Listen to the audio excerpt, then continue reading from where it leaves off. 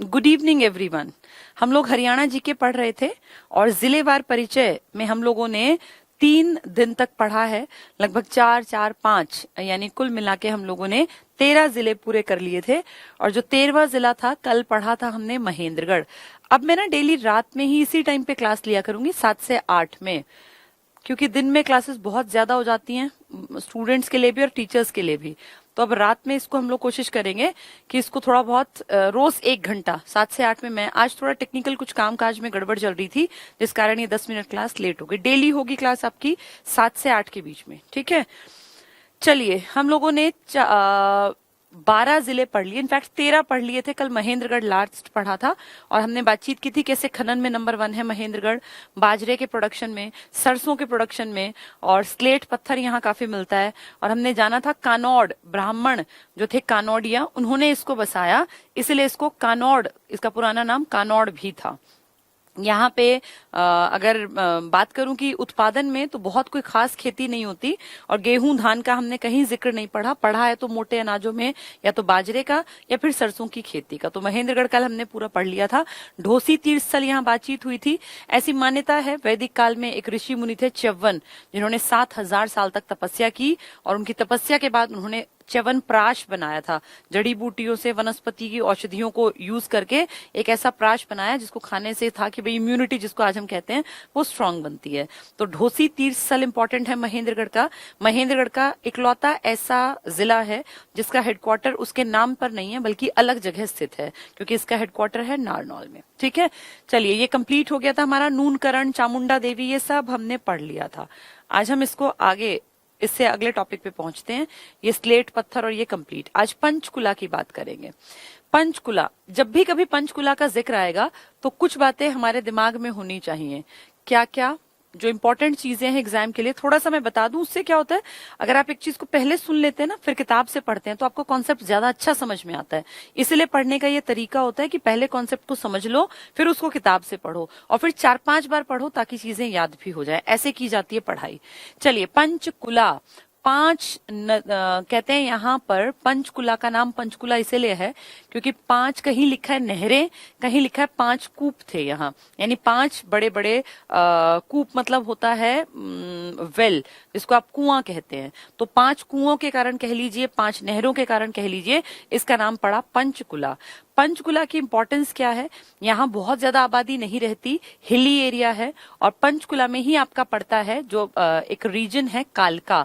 कालका मैंने आपको स्टार्टिंग में बताया था, हरियाणा में वो स्टेशन है जहां जाके ब्रॉड गेज रुक जाती है और यहां से हरियाणा से आगे निकल जाती है पहाड़ों की तरफ। एक सबसे छोटी गेज होती है 2 पटरियों के बीच की दूरी, जिसमें कि 1.76 मीटर 1.67 मीटर के बीच की चौड़ाई हमने पढ़ी थी ब्रॉड गेज, फिर पढ़ी थी मीटर गेज 1 मीटर, और आज हम बात कर रहे हैं नैरो गेज की, क्योंकि ये हमारे कालका से स्टार्ट होती है और फिर पहाड़ों में जो पूरा इलाका है बहुत सुंदर देखने लायक, शिमला तक का, सोलन शिमला जो ट्रेन चलती है वो नैरो गेज, बहुत छोटी पटरियां होती हैं और उसके डब्बे भी बहुत छोटे होते हैं। वो बहुत ज्यादा स्पीड से नहीं चल सकती और बहुत ज्यादा सवारी लेके नहीं चल सकती। तो ऐतिहासिक ट्रेन हैं वो, हेरिटेज ट्रेन के रूप में उनको देखा जाता है और यूनेस्को की हेरिटेज लिस्ट में वो भी शामिल है। तो ये जो हम हरियाणा की बात कर रहे हैं, ये हमारे हरियाणा के कालका से स्टार्ट होती है वो वाली खास तरह की ट्रेन चलनी। तो हरियाणा का कालका इसके लिए फेमस है। इसके अलावा पंचकुला में एक जगह पड़ती है पिंजौर। पिंजौर की खासियत क्या है, पिंजौर में एक बड़ा सा गार्डन है जिसका नाम ही लोकल जो लोग कहते हैं वो पिंजौर गार्डन कहते हैं। वैसे उसका नाम पड़ता है यादवेंद्र गार्डन, क्योंकि यादवेंद्र नाम के एक राजा थे पटियाला के जिन्होंने फाइनली उसको इतना खूबसूरत बनाया। वैसे था वो बहुत पहले से। कहते हैं फिदाई खां कोका एक फॉस्टर ब्रदर था, एक ऐसा लड़का जिसको कि गोद में लेके पाला था, यानी अपने एक तरह से किसी एक आदमी के बच्चे को गोद ले लिया औरंगजेब के पिताजी ने, यानी शाहजहां ने। और शाहजहां के 4 बेटे खुद के थे, उनमें से एक औरंगजेब था जो कि भारत पे राज कर रहा था, तो भारत से भी इनफैक्ट बड़े हिस्से पर। तो औरंगजेब का वो एक फॉस्टर ब्रदर था, उसके पिताजी ने, उसकी माँ ने उसको पाला था, उनकी खुद की औलाद नहीं थी वो, लेकिन उसको पाल पोस के बड़ा किया, फिदाई खां कोका। तो फिदाई खां कोका जो है, मुजफ्फर हुसैन भी उन्हीं का नाम है। इन्होंने कहते हैं पंचकुला में, पिंजौर में जो गार्डन है ये बनवाया था, अलग अलग तलों में विभाजित था। इसमें शीश महल है, जल महल है, कई सारे नाम हैं। और ये क्यों बनवाया गया कि उस टाइम पे औरंगजेब जब दिल्ली में रहा करते थे या आगरा में रहा करते थे, तो यहाँ से लाहौर तक जब वो जाते तो बीच में रास्ते में ये एरिया पड़ता, यहाँ वो ठहरते थे। क्योंकि देखो दिल्ली क्रॉस करते करते, हरियाणा क्रॉस करते करते फिर पहाड़ी इलाका स्टार्ट होता, तो पिंजौर में ही तो है वो पहाड़ियां जिनको आप कहते हैं कि ये हिल्स हैं, हिमालयन जो रीजन है तीसरे स्टेज पे, जिसको आप शिवालिक की पहाड़ियां कहते हैं। तो यहाँ पे वो कालका, ये पिंजौर गार्डन है जिसको पटियाला के राजा ने फाइनल जब ये टूट फूट गया था बहुत बार, तो यादवेंद्र नाम के एक राजा थे, यादवेंद्र पटियाला के, इन्होंने उसको खरीदा था और फिर उसको मेंटेन किया था। तो आप ये मान के चलिए कि दुनिया घूमने आती है पिंजौर गार्डन में। और यहाँ पे कभी मैंगो मेला लगता है जुलाई के महीने में, कभी हेरिटेज मेला लगता है दिसंबर। इस बार तो ना मैंगो मेला लगा ना हेरिटेज मेला। क्यों? क्योंकि मैंगो मेला के टाइम पे आपके यहाँ ये पूरा हालात जो थे पेंडेमिक के कारण खराब थे, और दिसंबर में भी जो हर साल हेरिटेज मेला लगता था इस बार नहीं लग पाएगा, क्योंकि मेले में तो भीड़ होगी और भीड़ को सरकार अभी अवॉइड कर रही है। तो इसके लिए जाना जाता है इन खास चीजों के, एक दो चीजें हैं जो साथ साथ आती रहेंगी, मैं एक्सप्लेन करती रहूंगी, ठीक है। तो स्थापना वर्ष है इसका 15 अगस्त। पलवल, पंचकुला और फरीदाबाद ये सब कब बने हैं? 15 अगस्त को। 1 नवंबर को बने आपके 11 जिले। कौन कौन से? घर JKM और KRPY। और प मतलब पंचकुला, पलवल और आपका फरीदाबाद। फतेहाबाद में टिक करना, फतेहाबाद झज्जर 15 जुलाई के हैं, ठीक है। 1995 पंच लिखा है ना, पंच का मतलब होता है 95, 5, तो पंच 5 से 95, 17वां जिला बना। क्षेत्रफल दिया है इसका 898। वैसे अगर ये मिले और इसके अलावा एक आपको 817 या 816 मिले तो 816 वर्ग किलोमीटर के साथ जाना, वो पहली प्रायोरिटी पर रखना। मैंने उसको टाइपिस्ट को दोनों चीजें लिख के दी थी, लेकिन उसने सिर्फ पहली लिख दी। ये लिखा था कि दोनों चीजें टाइप कर देना ताकि बच्चों को दोनों बता पाऊं, कोई बात नहीं। ये सेकंड प्रायोरिटी पर रखना, 816 वर्ग किलोमीटर पहली प्रायोरिटी पर रखना, ठीक है। इसका हेडक्वार्टर सेम रहेगा। तहसीलों में पंचकुला है, रायपुर रानी है और कालका है। कालका से मैंने आपको बताया शिमला की तरफ चलने वाली ट्रेन, बहुत छोटे गेज 0.76 मीटर उनके बीच की चौड़ाई है। किसके बीच की? पटरियों के बीच की। तो कालका स्टेशन से वो चलती है और ये यूनेस्को की हेरिटेज लिस्ट में भी शामिल है, तो हमारे लिए प्राउड की बात है। यहीं पे पड़ेगा बरवाला, पिंजौर गार्डन मैंने बता दिया। मोरनी हिल्स है यहाँ पर, और मोरनी हिल्स में सबसे ऊंची चोटी का नाम है करोह, जिसकी ऊंचाई कितनी है? 1467 मीटर। अगर पेपर में ये ना मिले तो 15-14 मीटर मिलेगा, एक मिलेगा। दोनों मिले तो 1467 के साथ चले जाना। वैसे 99% 15-14 मिलने के चांसेस हैं, क्योंकि कई बार HSSC इस क्वेश्चन को पूछ चुका और इसने इसको ठीक माना, लेकिन सही आंसर है 1467 मीटर। दोनों मिले तो 1467 के साथ जाना है, नहीं मिला तो 15-14 के साथ, ठीक है। तो मोरनी हिल्स हैं जिनमें सबसे ऊंची चोटी आपकी करोह पड़ती है। करोह, उसका नाम क्या है? करोह, ये नाम है। इसके बाद रायपुर रानी यहीं पर है। फिर जनसंख्या देखो कितनी कम है, 5 लाख प्लस। अब तक हम पढ़ते आए थे 10 लाख प्लस, कोई 9 लाख, कोई 12 लाख, इस तरह की पढ़ी थी ना हमने, कोई 13 लाख। इसकी जनसंख्या कितनी है? 5 लाख। तो सबसे कम आबादी वाला आपका जो जिला है वो यही है। जैसे बड़ी आबादी कहेंगे तो आपके फरीदाबाद में है, लेकिन सबसे कम आबादी अगर पूछ लेते हैं तो पंचकुला टिक करके आना। हिली एरिया है, बहुत बड़ी ऐसी पहाड़ तो नहीं है, लेकिन पहाड़ियां तो हैं ही। और फिर इतना ज्यादा पहाड़ी इलाके में बसावट करना मुश्किल होता है। बसा हुआ है, बहुत बढ़िया बसा हुआ है, प्लान्ड तरीके से बसा है ये।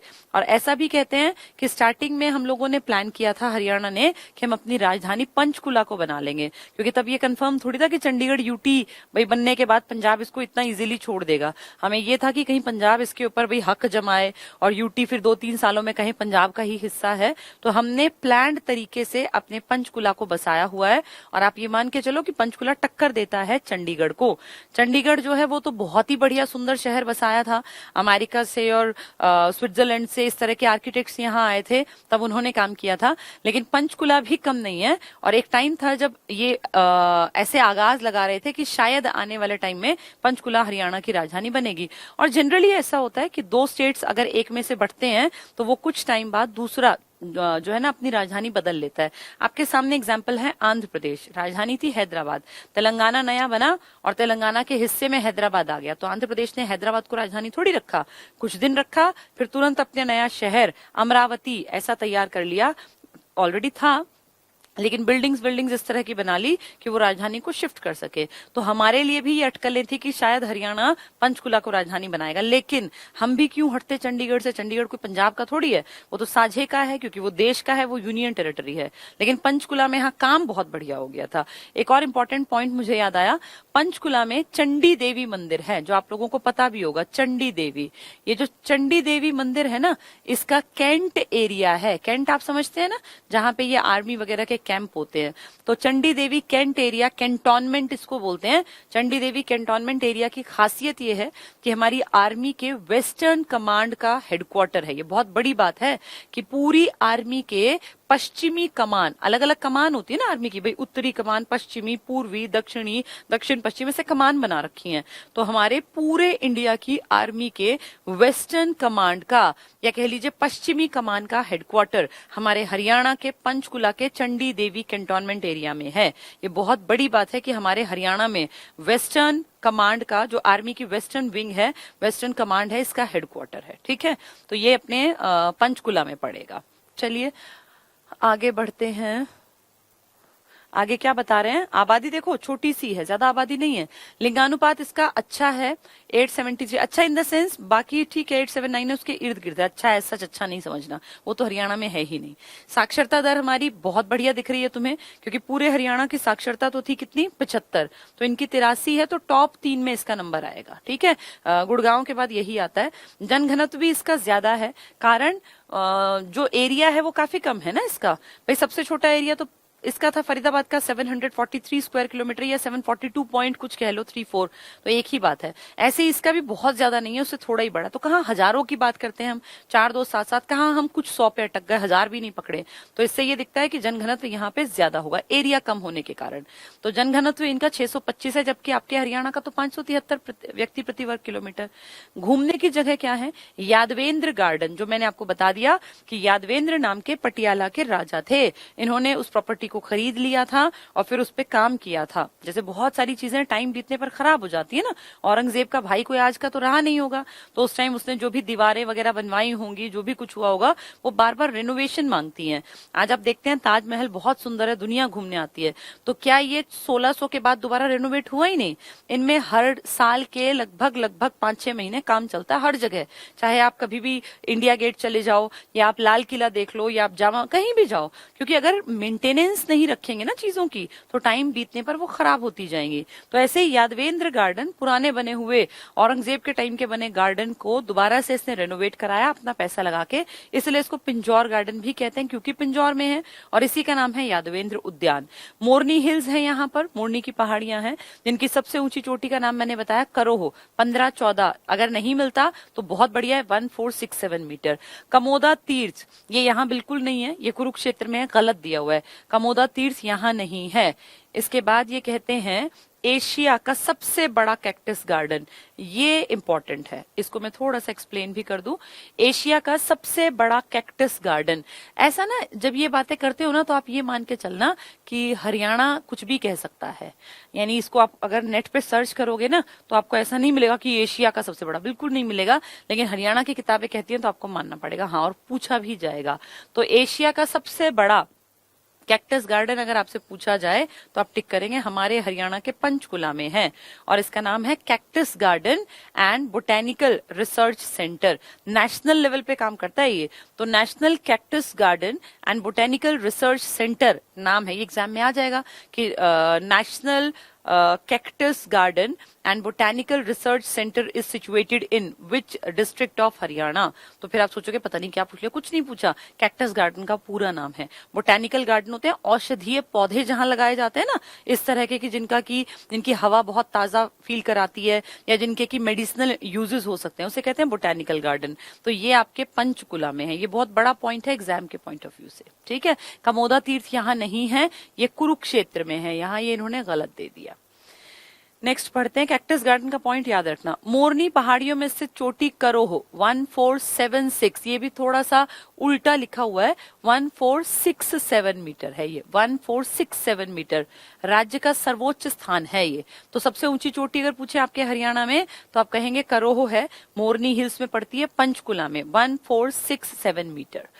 पंचकुला की एकमात्र नदी कौन सी है? घग्गर, क्योंकि घग्गर आपकी सबसे उत्तर से आने वाली नदी है। आपकी यमुना जो है ना, जो बहुत ज्यादा पानी लेकर आती है, घग्गर तो नाम मात्र की है। यमुना को बहुत ज्यादा मैं कह रही हूँ, लेकिन यहाँ पर मैं जानते हैं कि कितना पानी लाती है वो, ऐसे कोई बहुत बड़ी नदी भी नहीं है, लेकिन फिर भी यमुना हरियाणा की सबसे इंपॉर्टेंट नदी है और 12मासी नदी है। घग्गर में तो पानी की मात्रा बढ़ जाती है अगर बारिश का सीजन अच्छा हो, और अगर खराब हो तो वो एक, मान लीजिए, एक नाले भर जितनी ही बहती है, कोई बहुत बड़ी नदी नहीं है घग्गर। पानी डिपेंड करता है बारिश के ऊपर। तो हरियाणा के पंचकुला में, अगर आप पंचकुला की लोकेशन, आपको मैप याद है तो आप जानते हो सबसे ऊपर की तरफ पंचकुला पड़ेगा, तो सबसे उत्तरी हिस्से से जो आपकी नदी आती है वो आपकी नदी का नाम है घग्गर, ये रही। और पूर्वी नदी कहेंगे तो आपकी आएगी यमुना। ठीक है। पंचकुला का नाम पांच कूप मतलब 5 कुएं भी है, 5 नहरें भी हैं और झरनों के कारण भी कहते हैं इसका नाम पड़ा पंचकुला। पंचकुला इलेक्ट्रॉनिक सामानों के लिए सर्वाधिक प्रसिद्ध है। और आप जानते हैं पंचकुला में ही HMT की फैक्ट्री हुआ करती थी, हिंदुस्तान मशीन टूल्स। अब तो सालों से बंद पड़ी है, पर HMT बहुत इंपॉर्टेंट एक आप मान के चलो कि एक ऐसी जगह थी जहां बहुत लोग नौकरी करते थे, और उसके कारण हमारा हरियाणा प्रसिद्ध भी था कि HMT की फैक्ट्री होना अपने आप में बहुत बड़ी अचीवमेंट थी। तो इलेक्ट्रॉनिक सामानों के लिए क्या प्रसिद्ध है? आपका पंचकुला। ठीक है, ये पंचकुला की खासियत थी। अगला टॉपिक है हमारा पानीपत। पानीपत के बारे में पहले थोड़ा सा बातचीत करेंगे, फिर उसको डिटेल से पढ़ेंगे ताकि हमें चीजें समझ में आ जाए। चलो, पानीपत, क्या खासियत है पानीपत की? पानीपत की खासियत है, इकलौता एक जिला है जिसको अलग करके कहा गया कि भैया अपना काम खुद संभालो, अब तुम अलग हो करनाल से। 1989 में KRPY, पी मतलब क्या था? पानीपत। पानीपत अलग हो गया। हर जिला खुश होता है कि मुझे जिले का, किसी भी एरिया को आप नया जिला बनाएंगे तो लोग खुश होंगे वहां, क्योंकि जिला बनने से कीमत बढ़ जाती है ना, प्रॉपर्टी की और हर चीज की। तो उसने, पानीपत ने क्या किया, बढ़िया अच्छा खासा जिला बन गया। 1989 में 1 नवंबर को वापस जाके जो है करनाल और पानीपत को इकट्ठा कर दिया गया। सिर्फ 1-1.5 साल बाद ही जुलाई 1991 में कहा कि नहीं, ये अलग नहीं है जिला, ये वापस से करनाल के ही साथ इकट्ठा है। करनाल के नीचे तो पड़ता है पानीपत। पानीपत को इकट्ठा कर दिया, फिर वापस 6 महीने नहीं पकड़े। अब जैसे उनको पता चल गया था कि कितने मजे हैं भैया अलग से जिला कहलाने के, बहुत सारे फायदे होते हैं, ग्रांट्स में, फंड्स में बहुत फायदा होता है, और जमीन का अगर रेट देखे तो बहुत ज्यादा फर्क पड़ता है उसमें। तो वापस से 6 महीने नहीं पकड़े, जनवरी 1992 में फिर से कहा कि पानीपत अलग से एक जिला है। अब ये ध्यान रखना कैसे कैसे हुआ।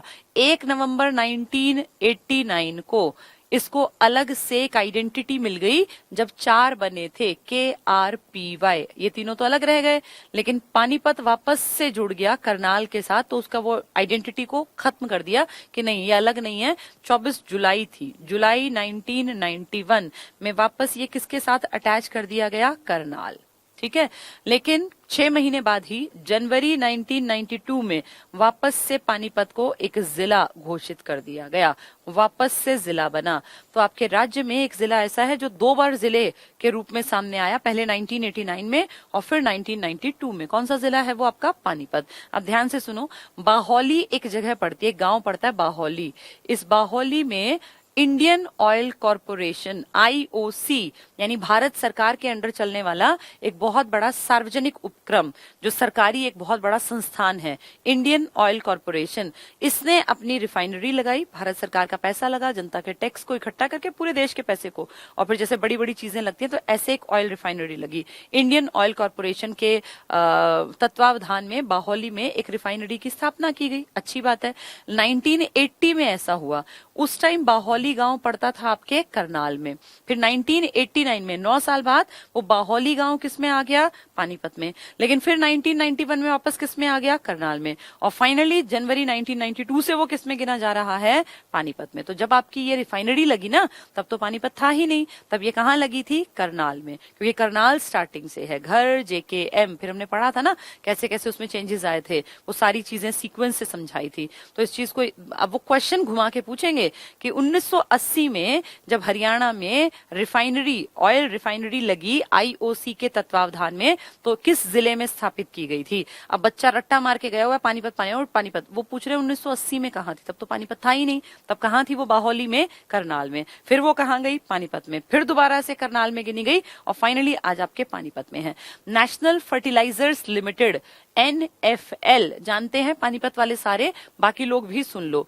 National fertilisers limited, NFL National fertilisers Limited, जिसमें यूरिया यानी जो ये आपका खेतों में फर्टिलाइजर्स डाले जाते हैं ताकि फसलें जो है वो अच्छी क्वांटिटी में पैदा हों, थोड़े में जो है फसल बहुत ज्यादा निकले तो किसानों को फायदा हो। बहुत लंबे टाइम तक यूरिया वगैरह यूज करना वैसे नुकसानदायक है और ऑर्गेनिक की तरफ इंसान दोबारा से चलता जा रहा है, लेकिन फिर भी देश में एक बहुत बड़ा संयंत्र लगाया गया कि यूरिया का प्रोडक्शन किया जाए, फर्टिलाइजर्स को बड़े पैमाने पे हरियाणा में एक प्लांट लगा दिया। तो NFL हरियाणा में लगाया गया है आपके पानीपत में। ये इंपॉर्टेंट चीजें हैं, NFL पूछ लेंगे, बाहोली वाली घटना पूछ लेंगे, तो ये पानीपत में है।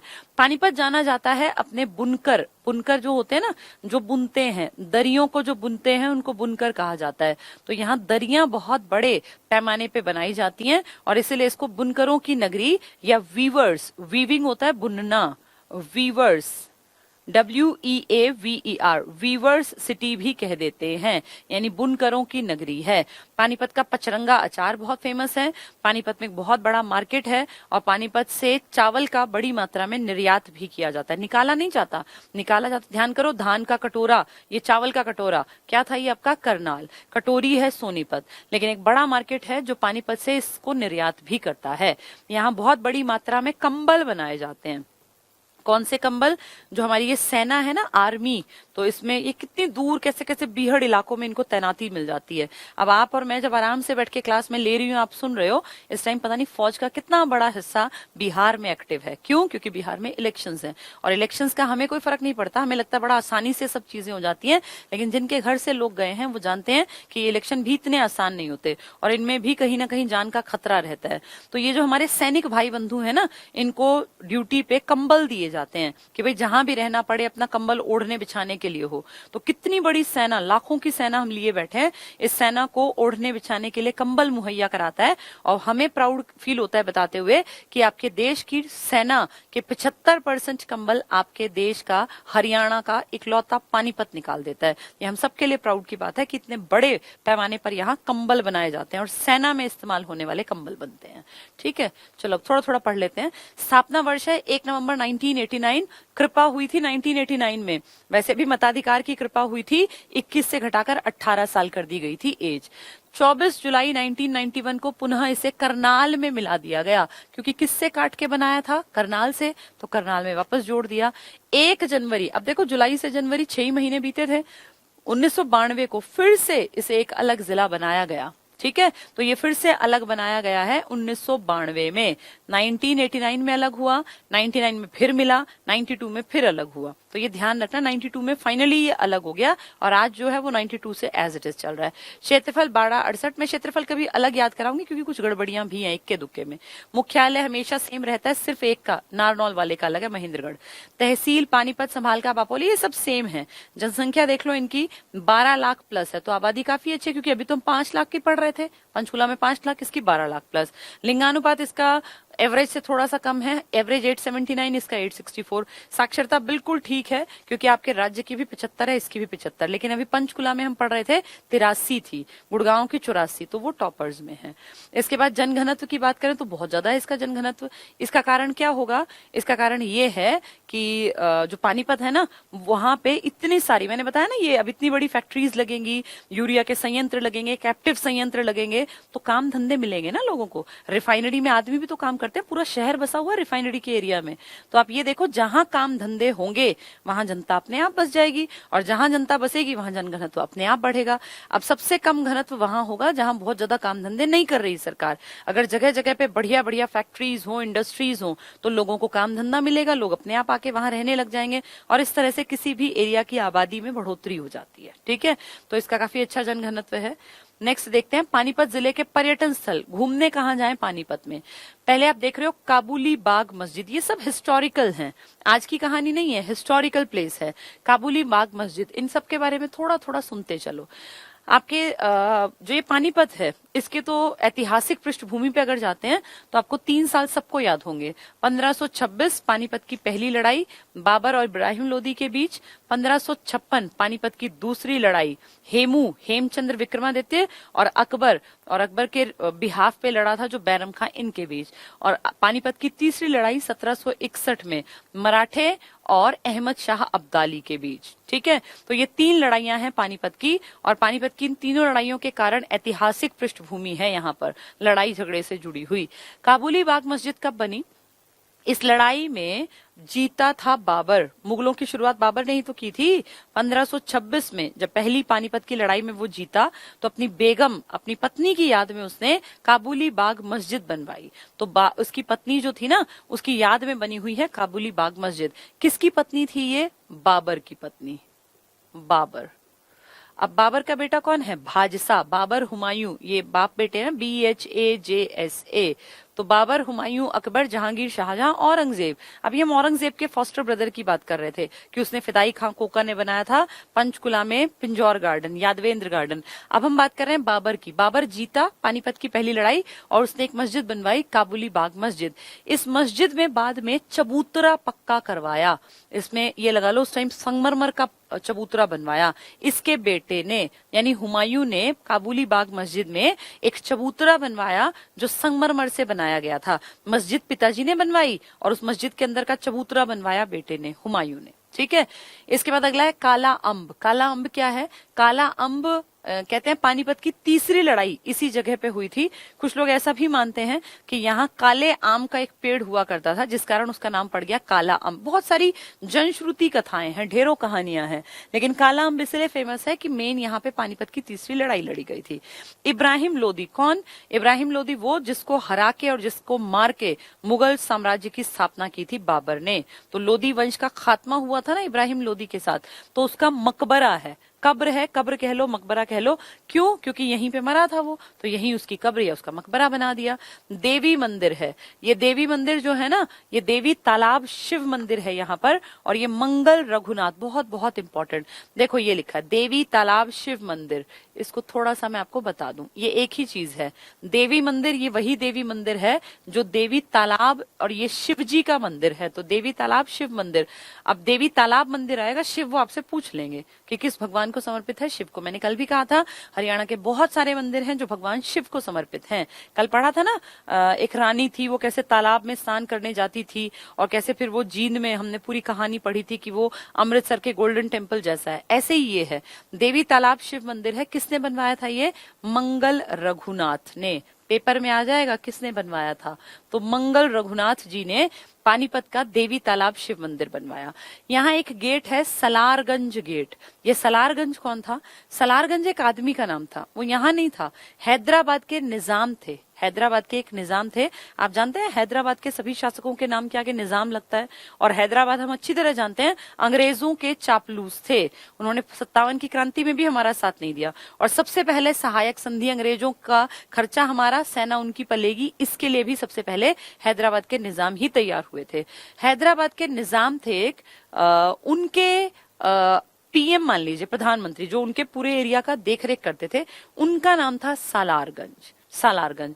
उनका कोई एक आदमी था जो उनके अंडर काम करता था, वो तो एक्सपायर हो गए थे, तो उनके अंडर एक आदमी काम करता था, सदक नाम था उसका, सड़क जैसा, जैसे सड़क होती है ना हमारी, ऐसा उसका नाम था सदक। सदक हुसैन ये उसका नाम था। तो इसने, ये किसके अंडर काम करता है? सालार के। जैसे ये मान लो ये नीचे है, ये सालार इससे ऊपर है, और सालार किसके मेन एरिया में काम करता है? हैदराबाद के निजाम के।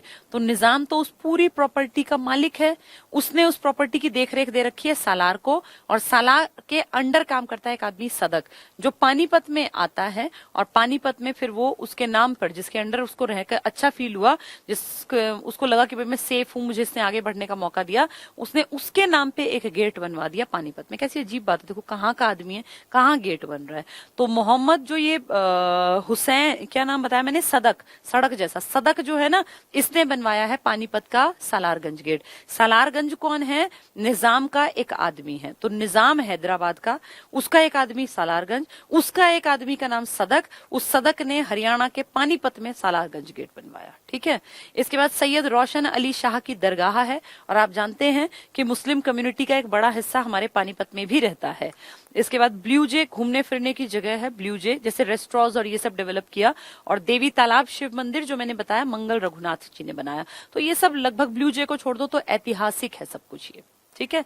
पानीपत जिले के पूर्व में कौन सी नदी बहती है? यमुना नदी बहती है पानीपत के पूर्व में। पानीपत ऐतिहासिक दृष्टि से महत्वपूर्ण है। यहाँ 3 मुख्य लड़ाइयां लड़ी गई जो आपको समझ में आ गई, 1526, 1556, 1761। 1526 वाली में बाबर और इब्राहिम लोदी लड़े, बाबर जीता, लोदी हारा। लोदी की कब्र वहीं पर है, लोदी का मकबरा कह लो। और जो ये बाबर है इसने क्या बनवाई वहां पर? काबुली बाग मस्जिद, जिसका चबूतरा बाद में पक्का किसने करवाया? बाबर के बेटे हुमायूं ने। ठीक है, तो पहली लड़ाई वो थी। 3 मुख्य लड़ाइयां।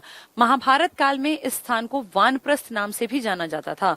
तो पानीपत का ही नाम क्या था? वानप्रस्थ। आपको पता है ना, पत हुआ करते थे, बाग पत, तिल पत, स्वर्ण, जो सोनीपत है ये सोनपत था, और ये पनपत था पानीपत वाला, तो वही वानप्रस्थ भी था। उत्तम और कलात्मक, कलात्मक मतलब बहुत क्रिएटिव, ऊनी दरियां, दरी बहुत इंपॉर्टेंट है यहाँ। और हथकरघे, हथकरघे होते हैं हैंडलूम, जिसमें हाथ से काम किया जाए। कपड़ा जब हाथ से बनता है ना तो उसको बोलते हैं हथकरघा। हथकरघे से बना कपड़ा बहुत महंगा होता है क्योंकि उसमें बहुत ज्यादा मेहनत लगती है। जो पावर लूम, जो बिजली से बनने वाली मशीन में बनता है कपड़ा, वो सस्ता होता है। हथकरघे से बनने, खादी हथकरघे पे बनती है तभी महंगी होती है। हथकरघों के सामान के निर्माण स्थान के कारण इससे बुनकरों का शहर कहते हैं, वीवर्स सिटी कहते हैं अंग्रेजी में। यहाँ पर फौजियों के लिए कंबल बनाए जाते हैं। और कितने % कंबल बताए मैंने? 75% टोटल देश में जितने कंबल जाते हैं फौजियों के, वो इस हरियाणा के इस शहर के कारण है। नेक्स्ट, पानीपत में यूरिया संयंत्र स्थापित किया गया है। ये काम का है। यूरिया जो आप फर्टिलाइजर यूज करते हैं, और मैंने नाम क्या बताया? National fertilisers limited, NFL। वो पूछ लेंगे किससे संबंधित है, तो यूरिया के प्रोडक्शन से संबंधित है। बहुत बड़ा प्लांट है और यही कारण है कि यहाँ की आबादी भी बढ़ी हुई है, क्योंकि जब इतनी सारी नौकरियां होंगी, इतने सारे काम धंधे होंगे, तो आबादी तो अपने आप बढ़ जाएगी। NFL है यहाँ। ठीक है। IOC ने यहाँ पे क्या किया देखो, पानीपत जिले में इंडियन ऑयल कॉर्पोरेशन IOC का पेट्रोलियम परिसर, पेट्रोलियम रिफाइनरी स्थित है। और ये पेट्रोलियम रिफाइनरी 1980 में लगी थी। किस गांव में लगी थी? ये बाहोली में। तो स्टार्टिंग जब हुई तो उस टाइम पानीपत नहीं था, इसलिए करनाल में लगी थी। फिर पानीपत बन गया 89 में, फिर 91 में फिर से करनाल में, और फिर 1992 में जनवरी में ये दोबारा से किसमें गिनी जाने लगी? पानीपत में। और इसका नाम ही पानीपत रिफाइनरी है। ठीक है, तो पानीपत रिफाइनरी याद रखना, इंडियन ऑयल कॉर्पोरेशन संभालती है। NFL में यूरिया का जो बहुत बड़ा प्लांट लगा हुआ है। बुनकरों की नगरी है, ऐतिहासिक शहर है क्योंकि ढेर यहाँ पे युद्ध हुए हैं, ढेर लड़ाइयां हुई हैं। इन सब के कारण पानीपत की इंपॉर्टेंस है। अगला शहर हमारा आता है रेवाड़ी। पहले इसके बारे में थोड़ा सा बातचीत कर ले। रेवाड़ी कैसे बना? पुरानी मान्यताएं, बहुत सारी बातें, हम कुछ कहानियों की बात कर लेते हैं। कहते हैं एक राजा था रेवत, ऐतिहासिक काल में। ये घटना कब की है? जब कृष्ण भगवान थे। कृष्ण भगवान जब इंसान के रूप, ये जानते हो ना कि कृष्ण भगवान इंसान के रूप में जन्मे थे, उनके साक्ष्य हैं। और बलराम उनके बड़े भाई थे, जिनको वो दाऊ जी कहते थे। दाऊ जी का मंदिर भी है आपके वनचारी में, यहाँ आपके जो ये है ना फरीदाबाद, इसमें दाऊ जी के 4 मंदिर हैं। 3 तो हैं यूपी में, इकलौता एक मंदिर हरियाणा में है। ठीक है, तो ये रेवत नाम का राजा था, रेवत।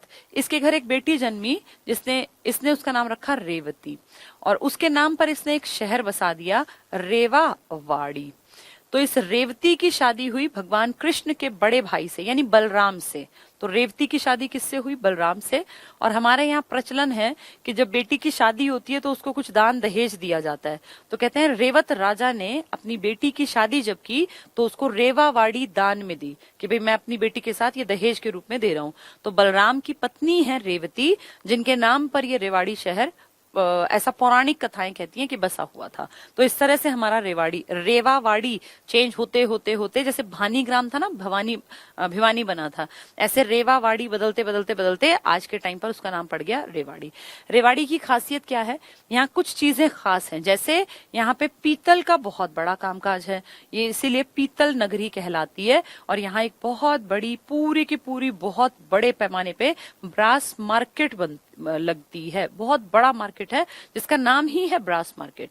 ब्रास मार्केट, तो ब्रास मार्केट पीतल नगरी कहलाने के कारण यहाँ पे पीतल की बहुत बड़ी मार्केट है। छोटी पीतल नगरी भी आपके राज्य में, जो कि यमुना नगर में है, लेकिन अगर कहेंगे पीतल नगरी तो आप टिक करेंगे ब्रास मार्केट के नाम पे रेवाड़ी को।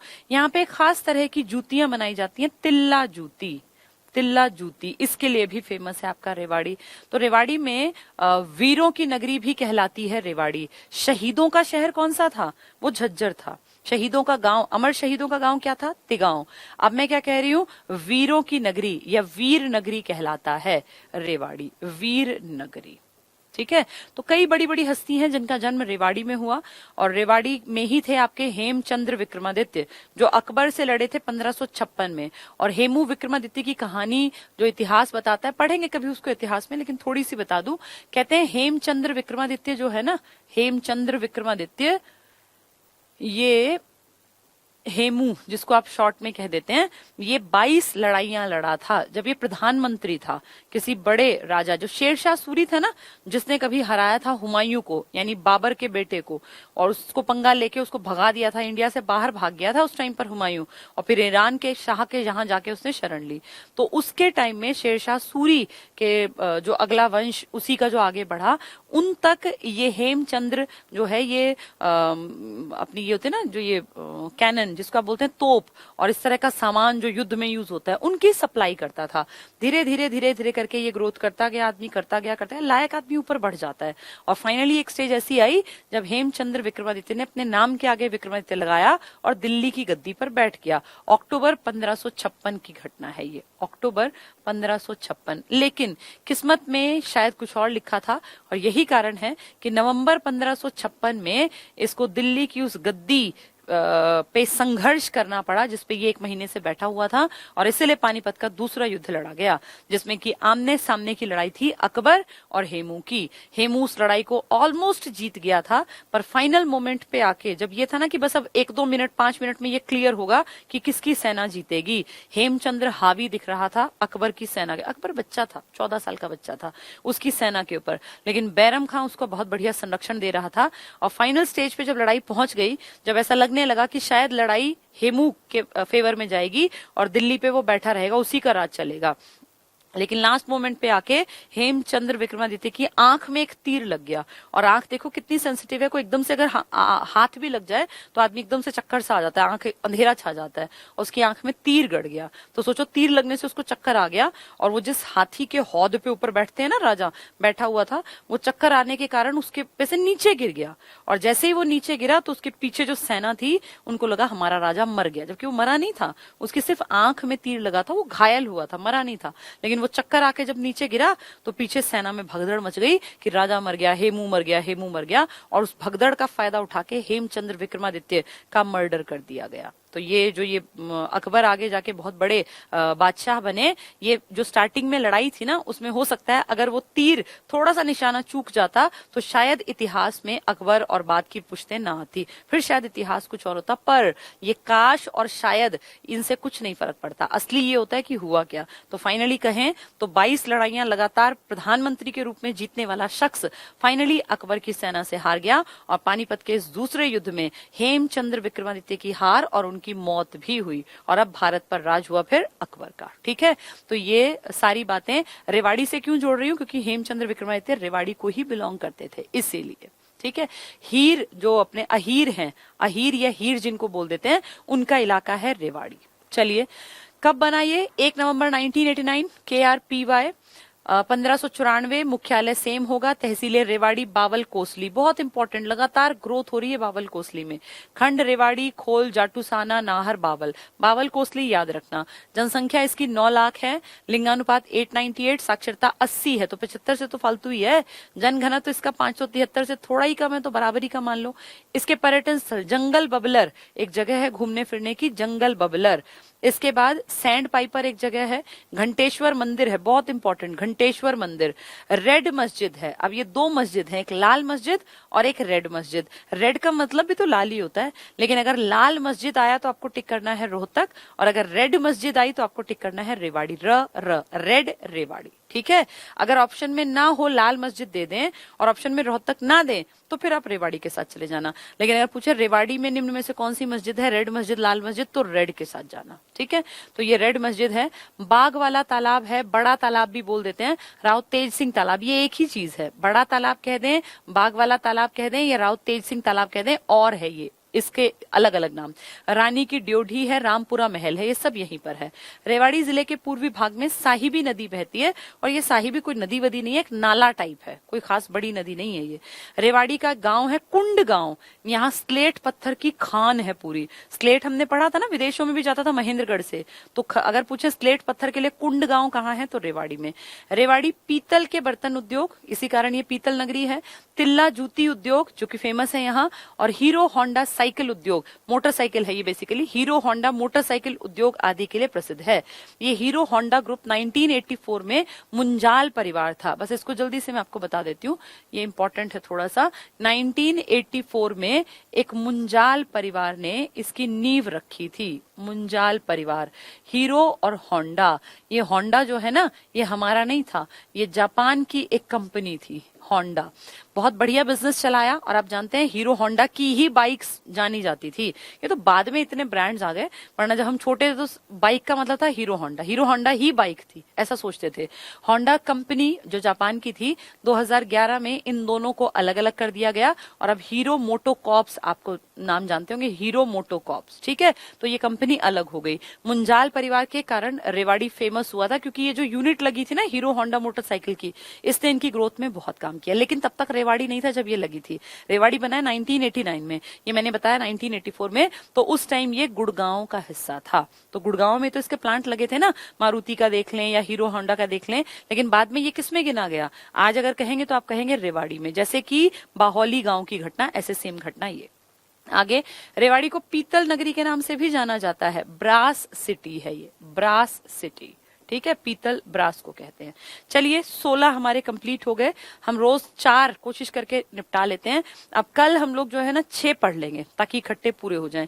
कल हम 17 से लेके 22 जो जिले बच गए, क्योंकि अब छोटे छोटे कई जिले रह गए हैं, उनको कंप्लीट करेंगे। इनको घर पे पढ़ लेना, नोट्स तुम्हारे पास हो, कोई भी किताब हो, जिसमें भी जो भी किताब उठाओगे सब में जिलेवार परिचय दिया हुआ है।